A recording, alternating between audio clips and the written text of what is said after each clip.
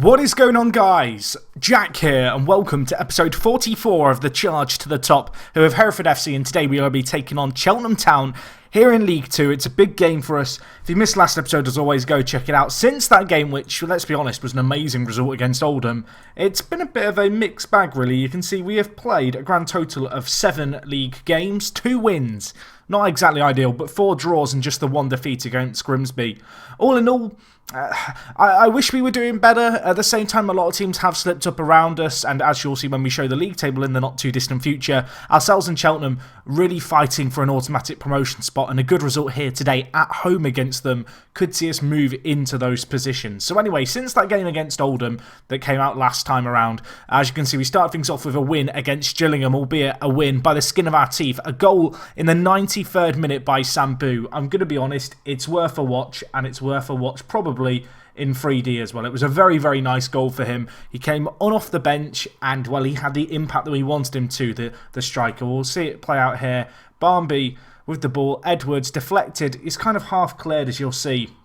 And I was worried, actually, we were about to concede, a very late goal in the game, but we brought the ball forward here. We worked it nicely. Owens forward, and Sambu was kind of stood out on his own. Jack Barnby here cutting inside was a sight to see as well. It's always good to see him being involved. Madison found it. Sambu, one touch, bang, in off the underside of the crossbar. Got us the win against Gillingham. That game, it was the game that I almost wish I was live coming, but yeah, a good result. Unfortunately, following on from that, a few 0-0s that you may notice. The first of which came against Accrington. Nothing particularly special about this game.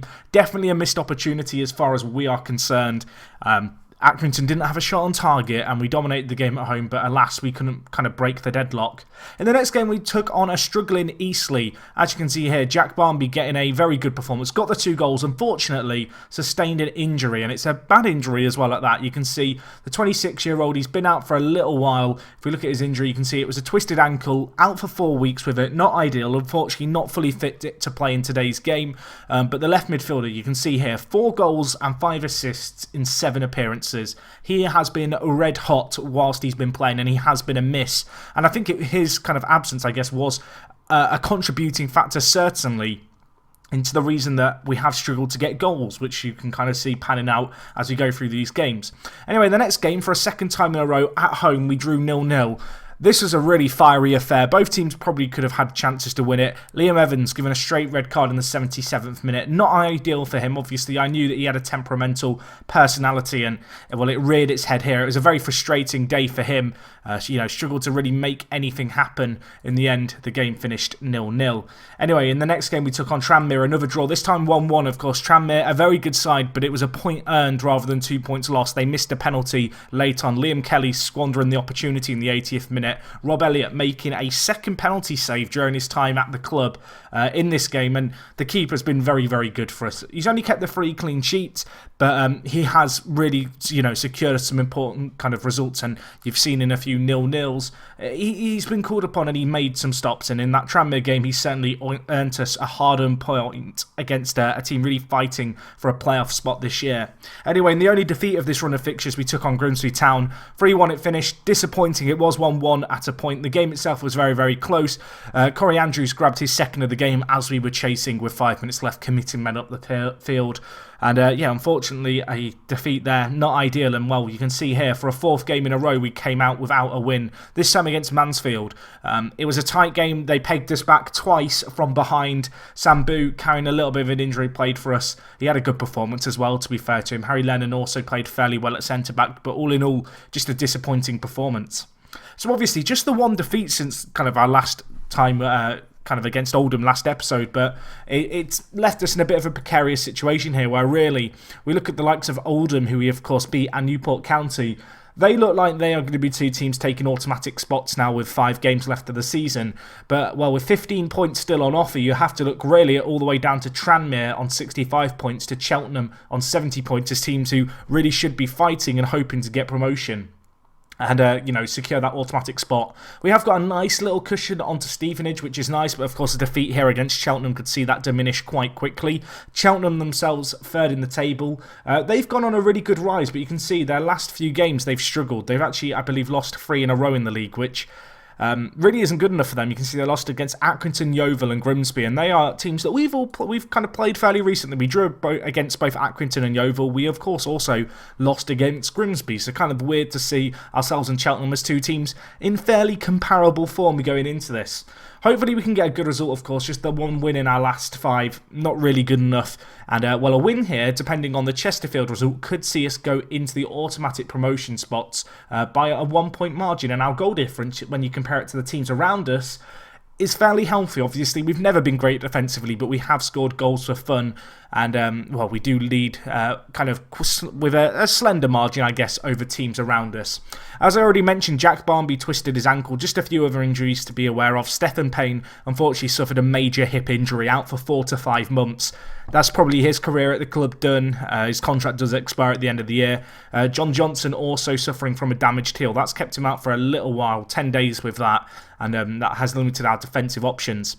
In terms of our team as a whole, a few little bits of news, I guess. David Short, I gave him a little run in the first team. I wanted to give him a chance to see what he could do.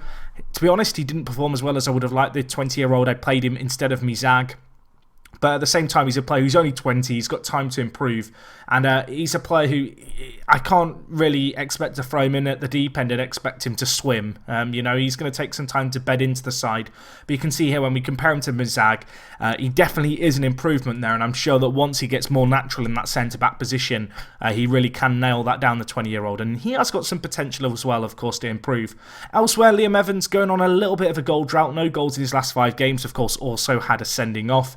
Elsewhere, you can see Maddison still leading the way. It's a little bit unhealthy, I guess, in some ways, the fact that Maddison is both our leading goal scorer and our leading man when it comes to assists. In terms of elsewhere, Shimanga has struggled for goals. Still, he is on a very long run without a goal, and I think that may even predate his 2-month-long injury, which of course happened right at the start of December, and up until that point he really had been our main source of goals. So James Maddison, I think it's fair to say, really has been carrying a lot of the side of late. Anyway, when you look at the last 5 games, form hasn't been particularly good, but particularly in the midfield. Worth noting, Joe Edwards did have a run at right back, but for the most part he has been playing centre mid alongside Jake Hesketh. But the team as a whole, it's not too bad. Obviously, the injuries are a little bit of an annoyance, and another player's been out for a little while. I think I didn't really talk about his injury before, but he was out for 6 weeks with a sprained ankle, was James Winters. So that limited our options there. He is a player who's on the bench today.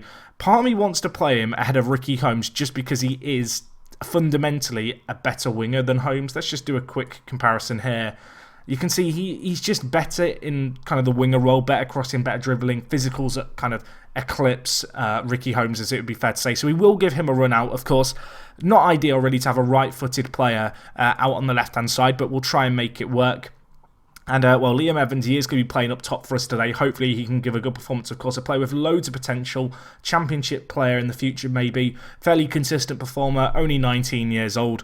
And, of course, he has been promised by me that he will get promoted this year. So hopefully he can fire the goals needed to secure that promotion. So anyway, looking at Cheltenham, I mentioned they've struggled for form. Michael Duffy, their key man, a pretty good player out on the left wing. Definitely a player we're going to have to be wary of. But as a whole, they're a team who have been in the kind of League 2 for quite some time now. You can see they did get relegated for 1 year, but immediately get back promoted. Last year they finished 16th. They've been a much improved side. Gary Johnson working very, very well with the resources he's got there. In terms of other teams around us, you can see here Peterborough have been slipping up a little bit. They have, I believe, sacked their manager. They have indeed. They brought in Justin Edinburgh to try and do the business for them. Maybe he can make a late resurgence for them. And Tranmere also closing the gap on us just a little bit. So anyway, let's get into today's game. It's against Cheltenham. It is at home, and I'm hoping for a good result here. In goal, we are going to go with Rob Elliott. At left back, we go with Chris Owens, who has been very, very kind of much improved, I guess, in the second half of this season, the left back. On the right back position, we go with Luke O'Neill, a player who, of course, came in January. A 7.2 average rating for him really gives you an idea of just how well he has performed for us. He's been a very good player, of course. In the centre-back position for today's game, we're going to go with Harry Lennon in the left centre-back position, of course, playing onto his preferred left foot. Alongside him we go with Mizag. Again, I kind of talked about the fact that maybe Mizag's kind of run in the first team is drawing to an end as David Short, as he becomes more natural, I guess, in the centre-back position, is likely to replace him there. In the midfield, we are going to go with Edwards and Hesketh in the defensive kind of centre mid and the playmaker role. You can see here, Joe Edwards, of course, a very, very good player defensively. Jake Hesketh alongside him, a very good deep line playmaker, a player very, very capable of playing this role for us.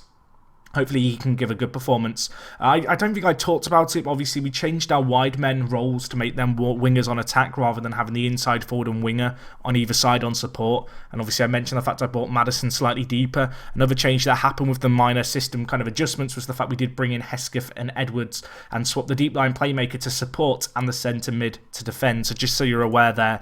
In terms of the instructions, I have had a few people ask, Jack, what instructions are you using? What player instructions are you using? Right now we're just using direct passing and fairly narrow. The reason I want us to play narrow is just because I like to have the wingers tucking inside to support the lone forward, and also it offers a little bit of room for the fullbacks to run into the space the wingers vacate out wide. In terms of the direct passing, I feel like it's fairly self-explanatory, but we're not exactly playing the most compactor formations, and so just playing that direct passing, playing some low percentage passes, really trying to rip teams open and exploit their defensive lines and get behind them with our fast wingers is kind of a big aim with this system.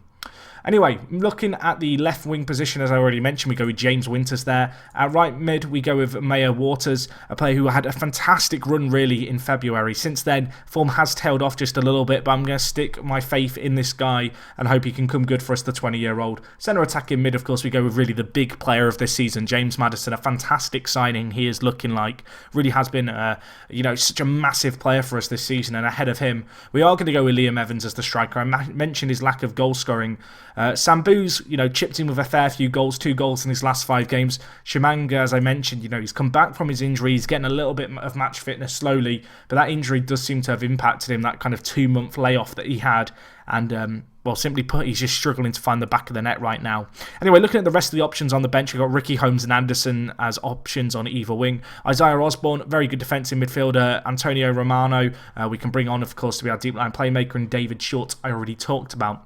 So anyway, let's get into today's game. Of course, it's a little bit of a shame we are without Jack Barmby because, as I mentioned, he has been massive for us this season. But we have to deal with the hand that we've got.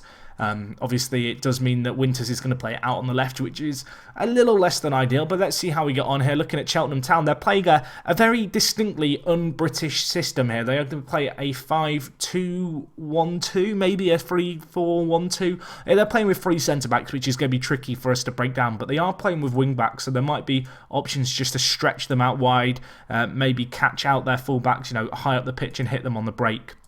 Anyway, let's see what we can do here. Going to obviously encourage the players as best we can. Need a good result here. Obviously, they are slightly ahead of us as things stand. I am going to start with the 2D classic camera. As I mentioned last episode, I have been having some weird issues with lag in 2D. So for those kind of those issues, I will just switch to the 3D close camera and apologise profusely to my 2D classic brethren. But anyway, let's see what we can do here. Going to be an early highlight. Evans actually wins the ball here. Can the number 30 hold it up for the men running on ahead? He can quite nicely. Hesketh, O'Neill, I mean, he's not quite in the right back position you'd expect him to be in, but, the ball dealt with, and Evans now has a chance maybe. Back to goal. Can he turn his man? Goes out wide to O'Neill, the right back. Inside to Mayer Waters, the Irishman. Back with O'Neill. Whips it in, back post. Maddison is there for the goal. Nice little bit of play by O'Neill at right back. James Maddison, obviously working his way into the box as our centre attacking midfielder, and it's a nice little finish in the end after a delightful little ball into the box, in truth. Mayer Waters out wide.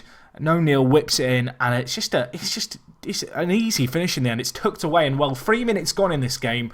We've got the win that, of course, would see us leapfrog Cheltenham and potentially move into the automatic promotion spots. And, given our inability to win in our last kind of 4 games, it's so important that we win today. But it is going to be a big task, I believe, for us to get the result we want here. Of course, we've seen Cheltenham, they're setting up fairly defensively, so to get a goal early on, it might open them up a little bit more, might force them to play a little bit more aggressive in the attack. And we'll have to see how we get on here. But anyway, they are actually the team in possession. Although Edwards, nice tackle. And now Winters with space to run into. Option inside, perhaps in Evans. Unfortunately, nice little tackle comes in for Cheltenham Town. But the ball given away again. And Evans wins it in the air. That is what he does as a lone forward. He's fantastic in the air. And Maddison, it's a speculative long shot. The keeper, I think, tipped it onto the woodwork there. And, well, it was dealt with in the end, but a great little opportunity. But now, a set-piece Cheltenham's way. They have not created a lot this game. And, well, they give us the ball here. And now we're going to look maybe for the counter-attack. Back now with Elliott in goal. Tries to get the ball forward to Edwards, for Evans, who, well, he gathers the ball uncontested. And there's the options out wide here. Already one assist to O'Neill's name. And he's going to have the ball again here. Unfortunately, kicks it right at the fullback. And, well, you can see Cheltenham's game plan. They want to hit us on the counter, but we're going to try and hit them on the counter too. Mayor Waters, back post. It's Winters with the goal. It's 2-0 here. We had a fantastic performance last time out against Oldham. Our form hasn't been great since then.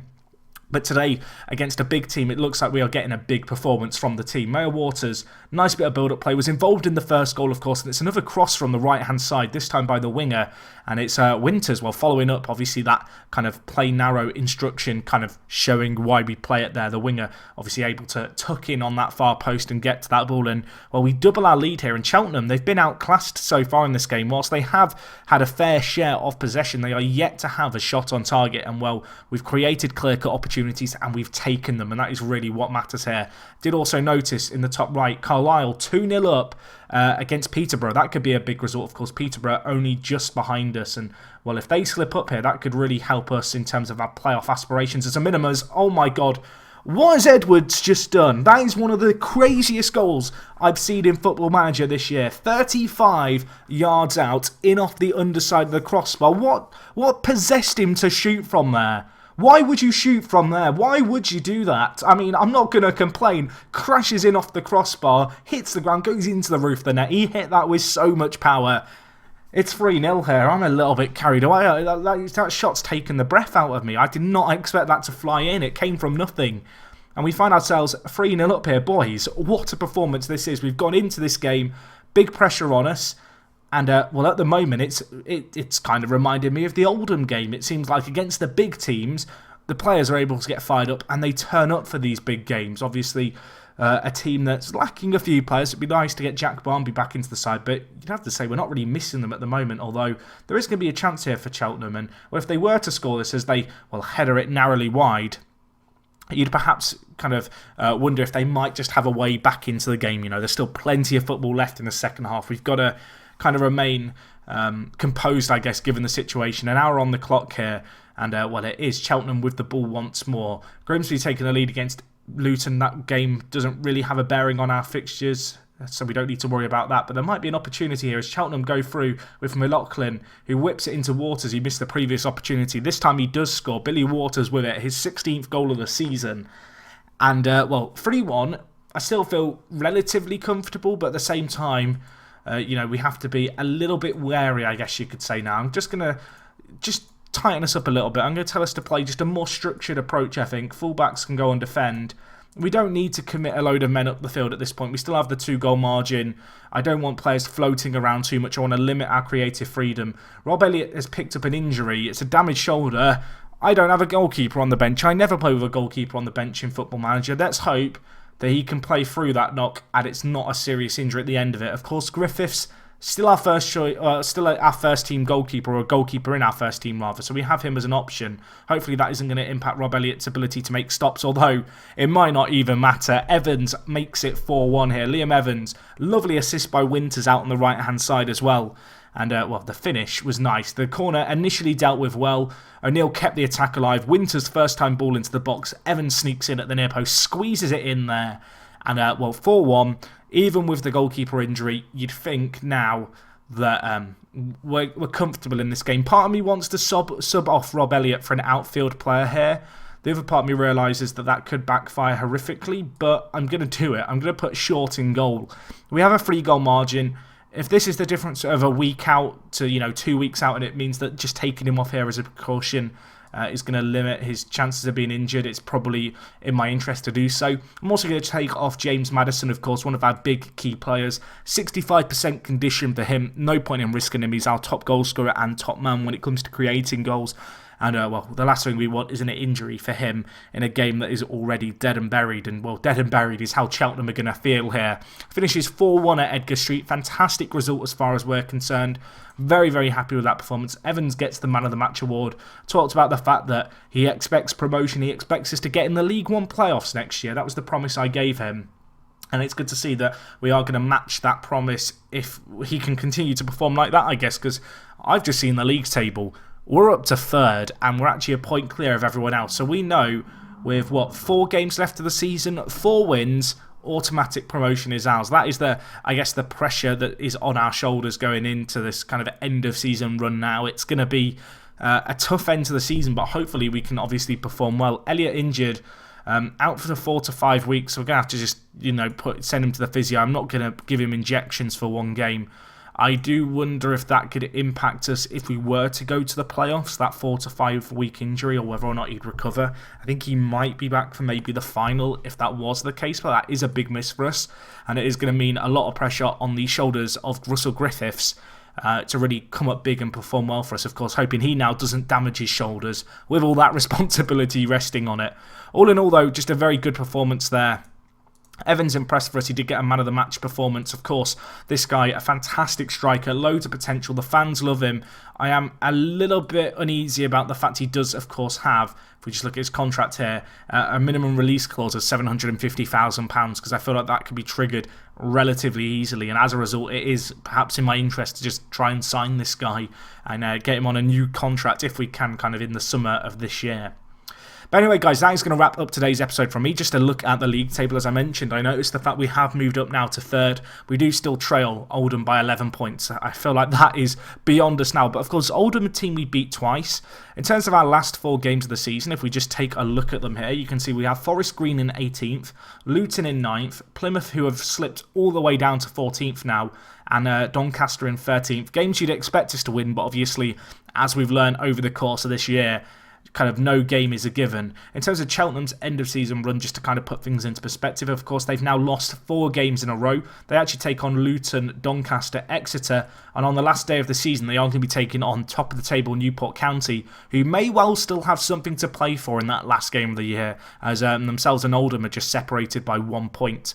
Tranmere also are hot on our heels, as are Chesterfield. Just to look at Chesterfield's games here, I believe they've got relatively easy games, but you can see Chesterfield have struggled so much for form, similar to our form previously, I guess, just far too many draws. They've got Oldham next game, which is going to be a big task for them. Then they've got Accrington, Yeovil and Grimsby, teams that both ourselves and Cheltenham have slipped up against. So maybe we're the favourite. I guess we are the favourites now, really, to hold on to this position now in 3rd. It's been a rough run of form, but we've kind of come through it. We've obviously only lost now 1 game, dating back all the way to kind of mid-February, so going back 3 months. But we need to start winning a few more. We can't have these draws anymore. And to be honest, I don't know when we're going to be back for the next episode. I don't think it'll be the Forest Green game. It may be the Luton game, it may be the Plymouth game. I will do an end-of-season live com of some description. I'm thinking Plymouth and Doncaster might be 2 pretty interesting games to do as a double header. But of course, I have to bear in mind the fact that that Luton game might hold significance if, say, we slip up against Forest Green. But no, I guess you guys will have to come back next time and find out, won't you, exactly what's going on.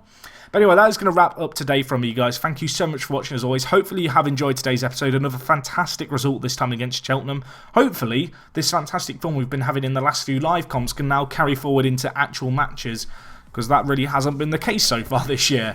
So yeah, that's all from me. Thank you for watching. Leave a like if you enjoyed. If you've got any comments with regards to my team system, key players, feel free to let me know down in the comments. And other than that, it is me, Jack, and I will talk to you guys in a bit. I'm out.